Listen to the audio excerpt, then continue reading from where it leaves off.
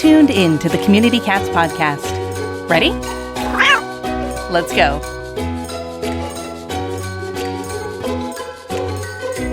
Welcome to the Community Cats podcast. I am your host, Stacy LeBaron. I've been involved helping homeless cats for over 20 years with the Merrimack River Feline Rescue Society. The goal of this podcast is to expose you to amazing people who are improving the lives of cats. I hope these interviews will help you learn how you can turn your passion for cats into action. And today we are here with Jessica Evans.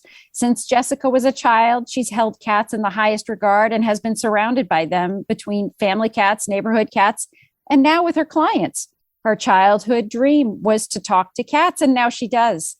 For 10 years, Jessica suffered from chronic migraines, which led her to find energy healing.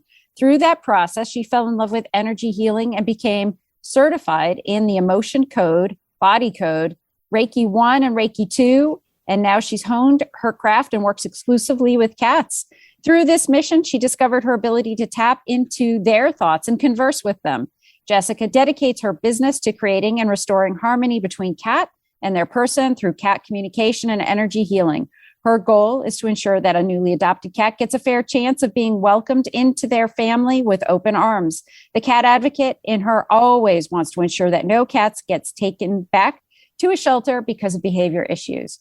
She works with clients to address aggressive behaviors, poor litter box habits, skittishness, and more. The goal is to teach owners more about the human side of cats and how they feel just as scared and ungrounded as we can in new environments. She's found that the more we recognize how our behaviors, thoughts, emotions, and actions can influence cats, the more we can grow individually as well as our cats and the life we co-create with them. One of her missions in this work is to educate cat owners about holistic alternatives once medical issues have been ruled out, the spiritual layer of cat behavior and how they respond to our energy. In her eyes, there is no such thing as a bad cat, but merely a cat who requires a bit of emotional and energetic support. Another passion of Jessica's is teaching animal communication using tangible methods like muscle testing or a pendulum. She offers online and in-person workshops to educate cat owners on how to include them in decisions regarding their well-being, like food and litter preferences, and even picking out their name. Jessica's mom to 3 perfect little kitties, Merlin, Leota, and Columbia. And when not working, you can find Jessica spending quality time with her husband, Andrew, at Walt Disney World or jam skating on the local trails. She currently resides in the Tampa Bay area. Jessica, welcome to the show. Thank you. Thank you. Thank you so much for having me. Hello. So I went through it in a bit in your bio, but, share with our listeners, how did you become so passionate about cats? What is it about cats that really turned you on? Oh my gosh. Well, I first fell in love with cats when I was about the age of 4. And my uncle, also my godfather, decided I needed a cat. I just needed one. So he just brought one home. And so it was just love at first sight. And we were together for 18 years. And I tell you, I'm still not over her passing away. Her name was Dora, and she was just perfect. And ever since then, I've always had cats. It's my lifeline. If I don't have a cat near me, I literally don't know what to do with myself. And when I was a kid, I just always dreamed oh my God, it'd be so cool if I could just talk to cats. I want to be able to talk to cats. What are they thinking? And now I can know what they're thinking. And it's so cool. I feel like I've manifested this. That is really cool. But you've had this interesting journey because you came to this through your own health issues. Yeah. And so, tell us a little bit, if you wouldn't mind, sharing a bit about your health issues. You talked about having some migraines and some other issues.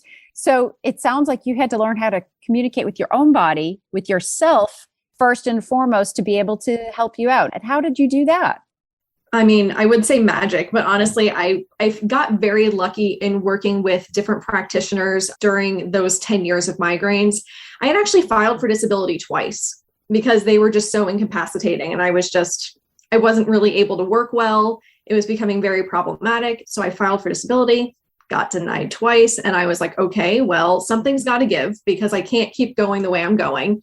And I can't get ahead of these migraines. So I basically had nothing left to try. And I was like, you know what, let me just try energy healing. I went to an Ayurvedic doctor. And between that and energy healing, I just maybe 5 months into it, all of a sudden I didn't have migraines anymore. And I'm like, what? But during that time, one of our cats, Nokomis, passed away very unexpectedly. And it really, really hit home. She was only about 6 years old, and there was just no warning. She ended up having a heart attack. We just completely random, had no idea. And that really just completely pivoted my life, because without having migraines, I had the mental capacity and the mental bandwidth to look into the spirituality of things and really try to understand what happened with her, because I was really trying to fill a hole that she left. And I started getting certified in the emotion code and body code, and really just diving into energy healing, because I'm like, obviously there's something here, because I have never felt this good before. So it's like, I want to learn this. And then in doing so, the spirit of Nokomis just kind of guided me into working with cats. And I was like, okay, well, you know what? Like, in your honor and in your memory, like, I'm not going to disregard that. Like, I'm going to do this. Clearly there's something to it. And I just started honing my business and my practice and working with cats. And I've been doing that since 2019, early 2019. And it's been freaking awesome, really. For folks that really aren't aware of what energy healing is, and Reiki, and, you're talking about the motion code, body code, if you could just kind of go through, give us a little mini masterclass on what all those components are. Okay. So the theory is that our body has the ability to heal itself. If we're looking at the body, it is completely connected to all of this energy, and that energy is channeled from somewhere. So it could be, you might call it God, we call it source. It has so many different names, but all of that energy is getting funneled into you. What happens is, when it gets entered into us, it's in the purest form, right? We're looking good, feeling good, we're bright and shiny, and then life kicks in. We get these emotions, we get these different energies, we have trauma in our life, we have pain in our life. And eventually, all of that beautiful, shiny energy that was once in us gets a little dulled, a little blackened, and a little stagnant, and starts creating blocks within us. And so that's where energy healing basically comes in. It's the ability to tap into that stagnant energy and be able to clear it, so that you're kind of hitting reset in a sense. All of those emotions that you were feeling that were really like bringing you down and causing stress in your life, causing inflammation in your body, all of these different symptoms, they just kind of fall away. And I mean, that's really the Reader's Digest of what energy healing is. But it's one of those things where it's extremely intelligent, and it's just a matter of being able to tune into your highest self, that the form of you that is meant to be you, even though you might not be in that form right now, and just kind of creating harmony between the two. So what is Reiki, and what is emotion code, body code? What do those things all stand for? So emotion code is a energy healing modality that focuses on clearing trapped emotions in the body, whether they are trapped in your glands, in your organs. That is the main focus of the emotion code. Body code is all encompassing, where it's clearing energy, different kind of blocks from the entire body as a whole, the chakra systems, all of that. Reiki, on the other hand, is this highly intelligent energy program that basically, when you tune into someone and like zoom in on them, you can hover the energy of source through your body and transmit this pure energy to them.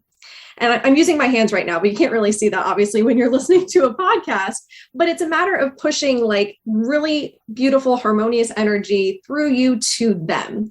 And then that way it's kind of clearing the pipes, if you will. Yeah, I mean, I've had Reiki before, so I'm going to use my hands here too. Yeah. But we'll describe it, which is so. For folks of you, many of you may not know this. I love massage. I am a huge fan of having massage and facials. You touch me, you rub me. I'm a happy cat. I purr. So anyway, but I've done some Reiki too, especially when I play tennis. So my knee was bothering me, and my Achilles were bothering me, and that kind of thing. So I did Reiki. So it's basically, though, the hands are like, if at least in my case, were like 3 inches above my body, or 2 inches right above my body of the practitioner. And they're sort of working on these different places and balancing my body out. And it might not be my knee that's the issue. It's really some other place that they're trying to figure out. And it's this really interesting sort of process of having someone else's I don't know, their energy, sort of trying to read my imbalances. And, it helps with my tennis elbow and that kind of thing too. And I don't get Reiki done regularly as much as I do on the massage side of things. You give me a hot stone and I'm really happy. But I do see that there's a person, and there's this she does the whole core thing. So what's this core stuff? You talked about pendulum and, this other stuff too.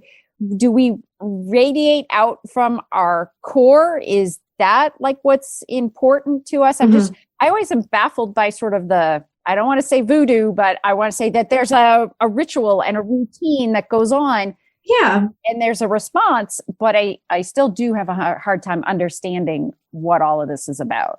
I mean, honestly, it's one of those things where the more you know about it, I feel like the more it can confuse you, because it's but wait, how does this actually work?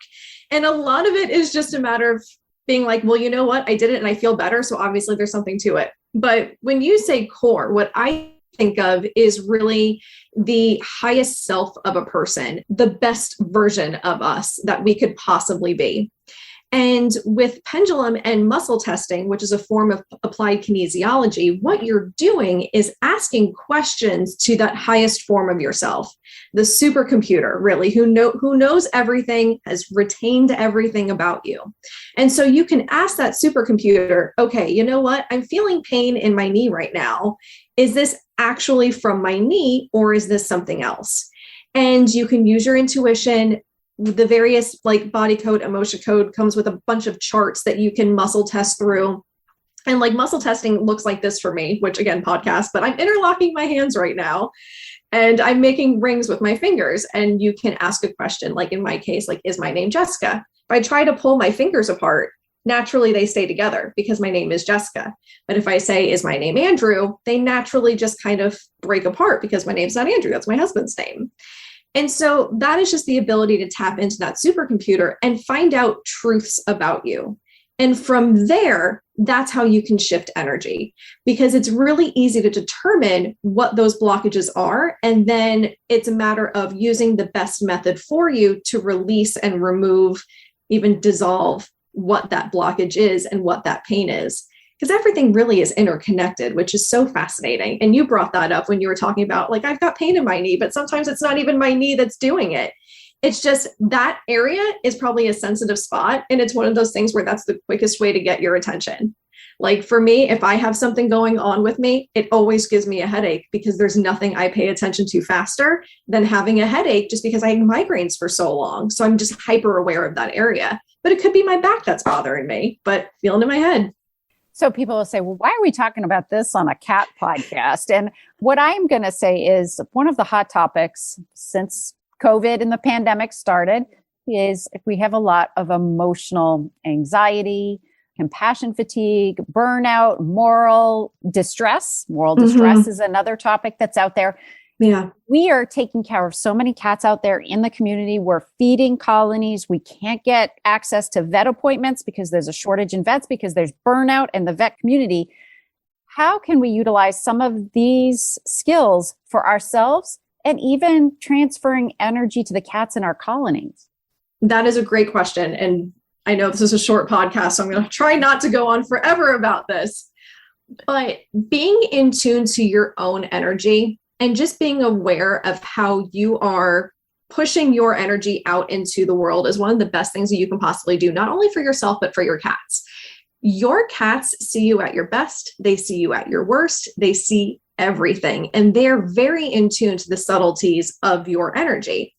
A great example of that is actually before we started this podcast, my cat Leota had jumped on the desk and she was really kind of all over me. And I'm like, all right, what's going on, girl? What are you trying to show me?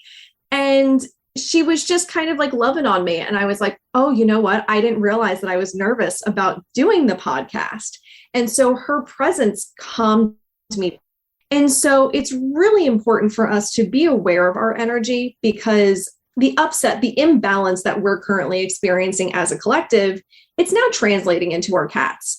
I've noticed more and more on Facebook groups and just groups in general that I follow, people are like, my cats aren't peeing in the litter box anymore. They're spraying all over the house. They're doing this, they're doing that. They never used to do this. And now all of a sudden they are.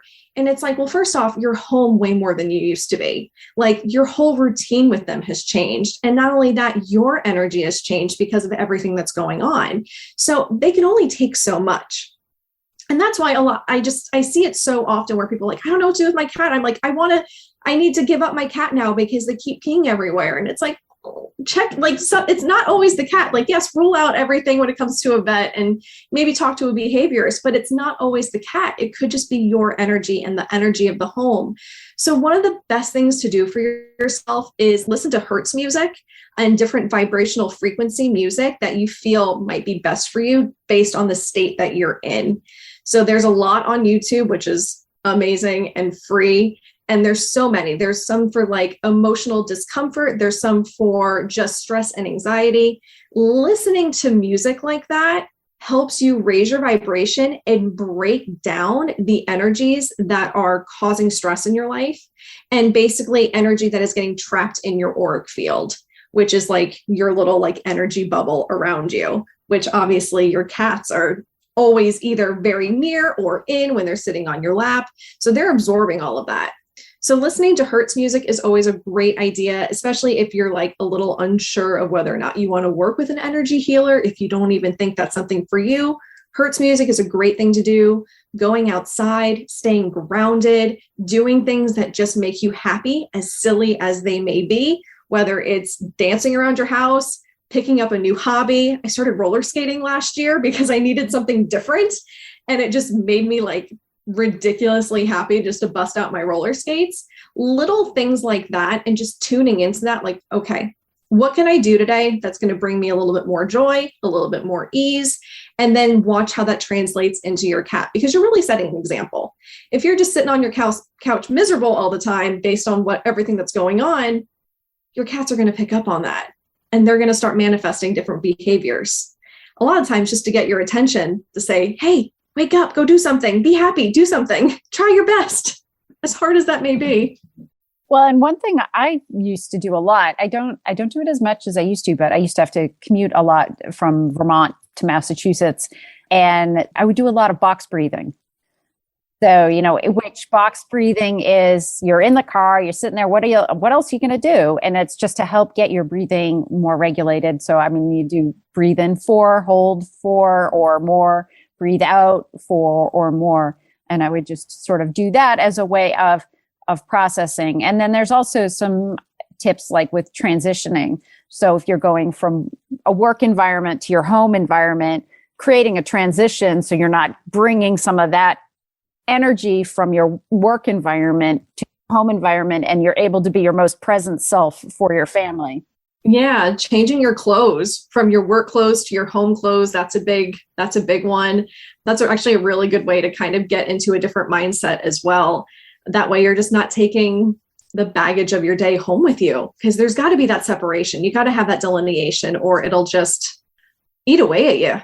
So after you've gone through this journey, you went through a health journey, you went through this energy journey, and then you got into animal communication. Tell me, how do you make the leap from energy to animal communication, and how does one learn how to do that? So it's funny because while I was doing these very structured emotion code and body code session with cats in the very beginning, while I was tuned into them, I would just hear these little thoughts. And I was like, okay, where did that come from? Like, that doesn't feel like me. And I'm like, is it the cat? Like, I don't know. And so I would just reach out to the owner and be like, okay, I heard this. I don't know if there's any merit to this. Like, what do you see with your cat? And they would just come back and be like, oh my God, that's so funny. Like, my husband and I were just talking about XYZ. And so it just kind of seemed like the cats were giving me these little like intuitive hits. And I was like, well, that's unusual and kind of unexpected. And from there, as I started just working more with cats, I would just hone in more and I would just get a lot more detail from them than I was expecting. And a lot of it actually had to do with their owners. They would just be very forthright and be like, hey, she's great, I love her, but she needs to like calm down a little bit. Or like one cat was really funny and he came to me and he was just like, oh, she's helicoptering me bad. Like she's not giving me any peace. I need my space. Like I need my perch. And if I have a high perch, I'm good. And like, that was it. And it was just so funny. And when I relayed that back to the owner, she was just like, oh God, no, I really do helicopter the cat. Like I didn't even think about it like that. And once I started getting those confirmations, I was like, okay, I guess there's something to this. And so I just kept working at it and chipping away at it. And I would literally sit down and any cat that I could like somehow connect with, I would just ask questions and get responses. And it happened very organically. And here I am. Like, it was very unexpected, but honestly, one of the greatest things that I've done so far in my life. Don't tell my husband. It's just been wonderful and just so rewarding. And man, they're funny. We interrupt this podcast for a quick trivia question. Where's the single place with answers to all of your animal welfare questions? Yes, even the one that kept you awake until 2 a.m. Anyone? Bueller? It's Maddie's Pet Forum. Maddie's Pet Forum is the only dedicated forum for our industry where you can find answers from colleagues fast and free. Stop doom scrolling and join today. Visit forum.maddiesfund.org/cats. Could your animal welfare organization use a tune-up? Humane Network can help. You can get a free 30-minute consultation to talk through your challenges and get ideas on how your organization can be more successful with less stress. From board development and fundraising to strategic planning and operations, Humane Network has got you covered. Whether you are a large or small, nonprofit or government, it's a live and thriving program led by a certified animal behavior consultant, features specially designed training for shelter and clinic staff on enrichment, stress reduction, safe animal handling, and behavior modification. With Humane Network, you receive individualized advice and support customized to meet your organization's unique needs. And Humane Network can lighten your load by taking on fundraising, communications, and other tasks you struggle with. Contact Humane Network today for a free 30-minute consultation. Visit humanenetwork.org. That's humanenetwork.org. If you're running a rescue, you're probably overloaded with tons of tasks pulling you in even more directions. Dog and cat intakes, volunteers to communicate with, fosters to find and pass info to, and don't forget about managing the all-important donations. It's easy to become overwhelmed, miss critical information, and worst of all, lose volunteers. Buzz to the Rescues offers an integrative platform that can help you gain back your time, streamline your workload, and clearly communicate with everyone on your team. Learn more at www.rescueyourrescue.com and gain back your peace of mind today. So one of the most frequent questions I often get are from colony caretakers, folks that are feeding community cats out there, is, does my cat or do the cats, does this cat, what do they want? Do they want me to try and find a home for them? Do they want to stay in their colony and die in their colony?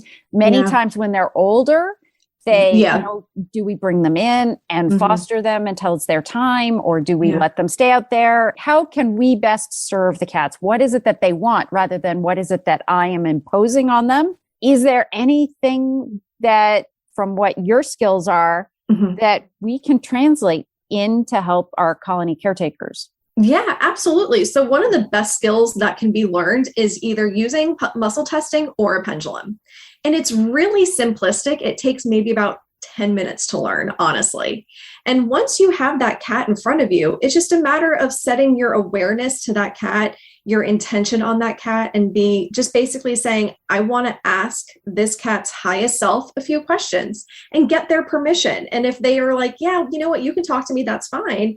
You can have a pendulum right in front of you, which of course I don't have mine in front of me right now, but you can just ask that cat, like, is staying here in this community in your highest truth and good?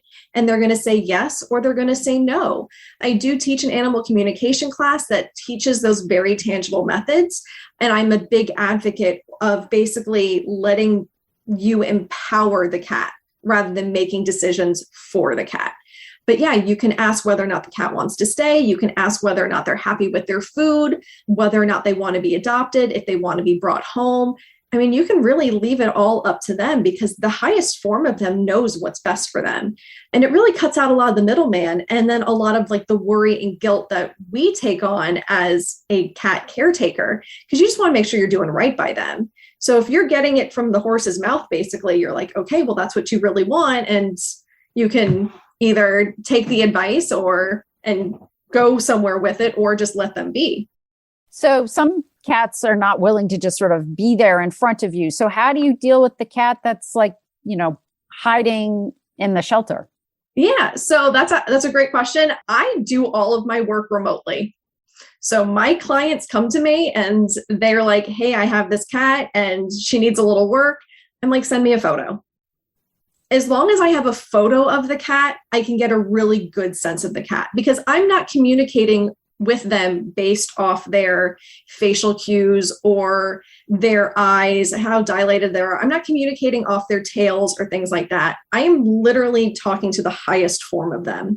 So as long as I have a photo of them or their name, I can tune in. That's really all I need. Now, some people have expressed, not some, a lot of people have expressed a desire to communicate with their cats after they've passed. Yes. Is that something that you have experience with? Yeah. I have channeled cats in the past, which channeling is basically kind of tuning fully into that consciousness of a cat, whether they're present, whether they have passed, crossed over, and letting that stream of consciousness come through. So it's like my awareness basically just separates and the cat's awareness comes through, and it ends up being like this entire conversation. I have done that a lot in the past for cats who have crossed over. I've done it for my own cat who crossed over. It's funny because by the time the session is over, I honestly have to go back and read it because I have no idea what was said, because it's just like I'm not there anymore. But that is something that's very common, especially when a cat passes away very unexpectedly and they want to ensure the cat has actually crossed over. So they'll, call me up and be like, hey, can you just check in and make sure she's crossed over? Or if there's any messages, because a lot of the times I've found that cats won't cross over if they have a message for their owner still. They'll stay and linger, one, to make sure that they're okay and that they can grieve properly, but also if there's still something that needs to be said. So that might be another episode. Very interesting. Yes, very interesting. And I mean, I know that some people maybe listening to this podcast would be like, oh, well, this is stuff that, it's just not my thing. And I'm respectful of that. And I think we all are. I mean, we all have different opinions and we are respectful. But I also will say, and I mentioned this before we hit the recording button, that I ran into some situations with some folks that were like, I've tried everything. I've lost my cat. And we haven't even touched upon that, where people have lost cats and are looking to communicate to try and find their cats. And that's another angle that's been used. Yeah. And it's like, if you feel like you're at your wit's end, you feel like you are emotionally uncomfortable about where you are, it's not going to hurt to try it. And maybe it will work. Maybe it won't work.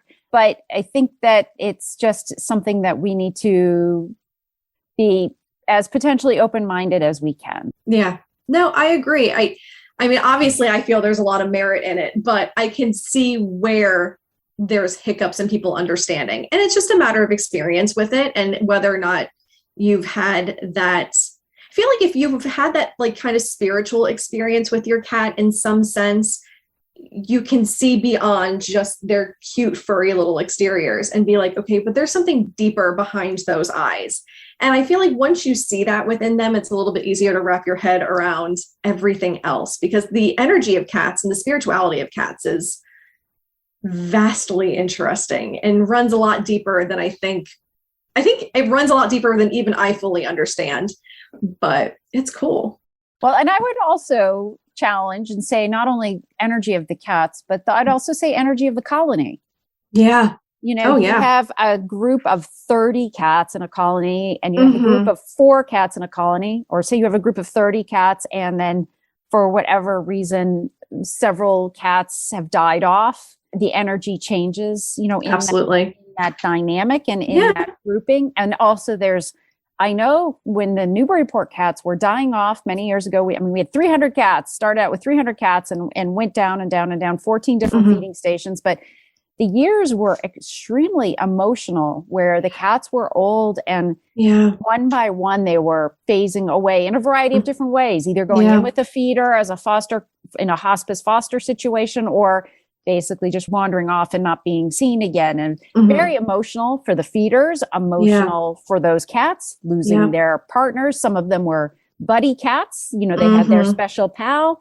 And so there's a lot of different kinds of energies out there too, that we sort of have to be respectful and aware of, I think.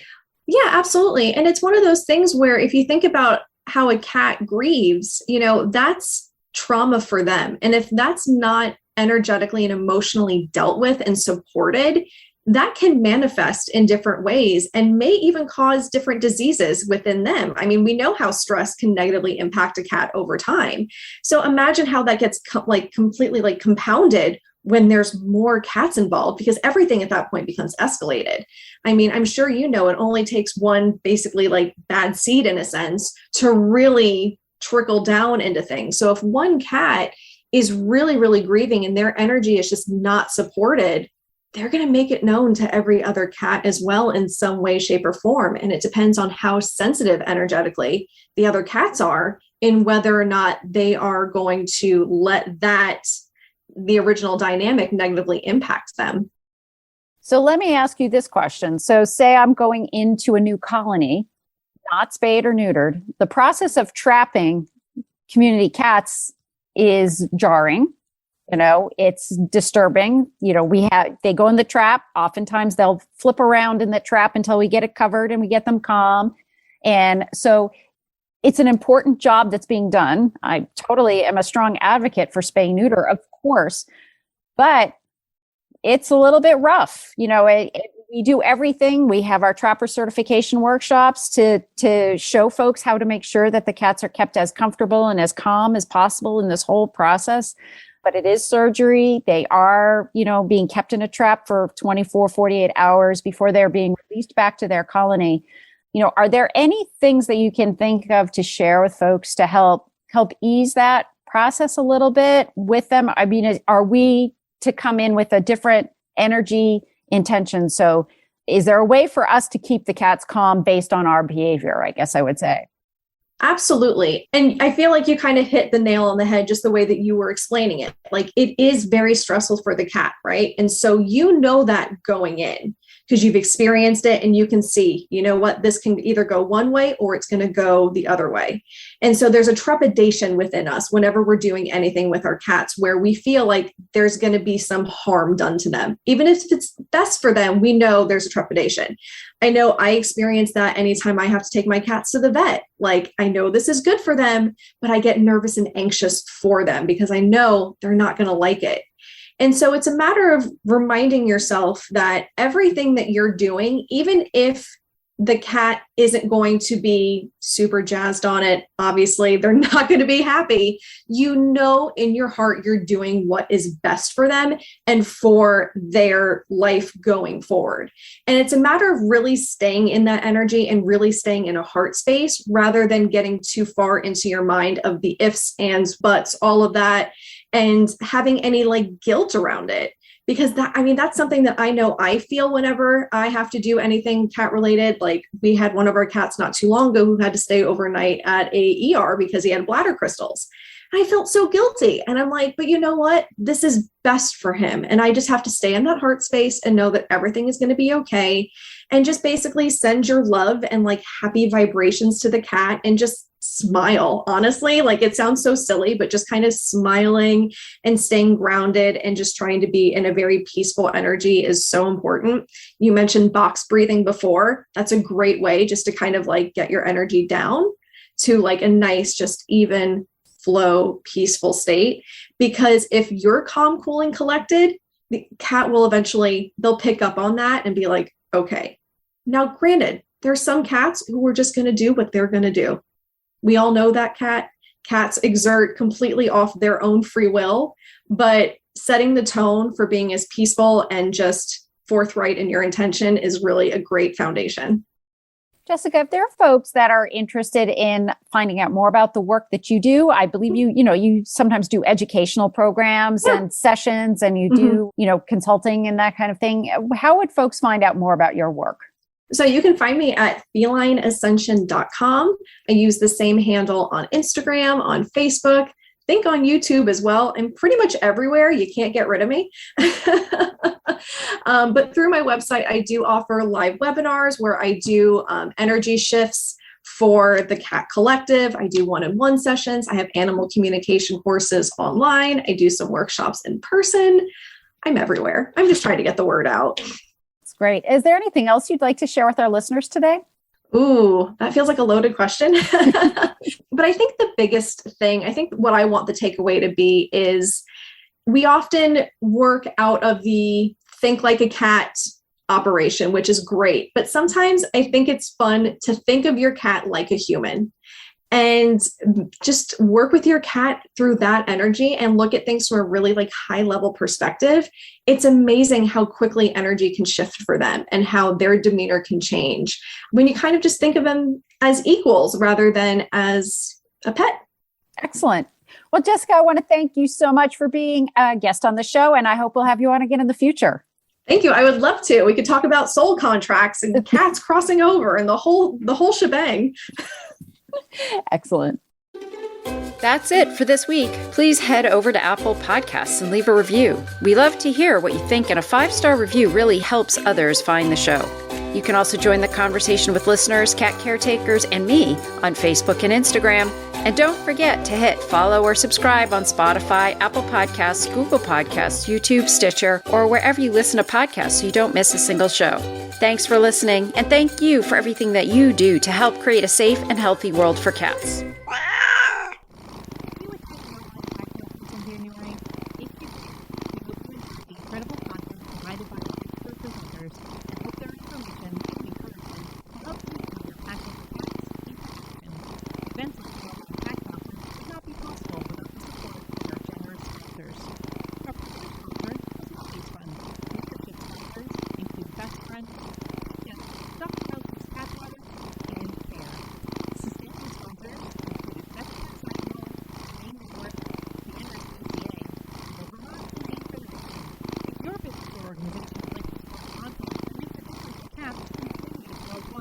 Visit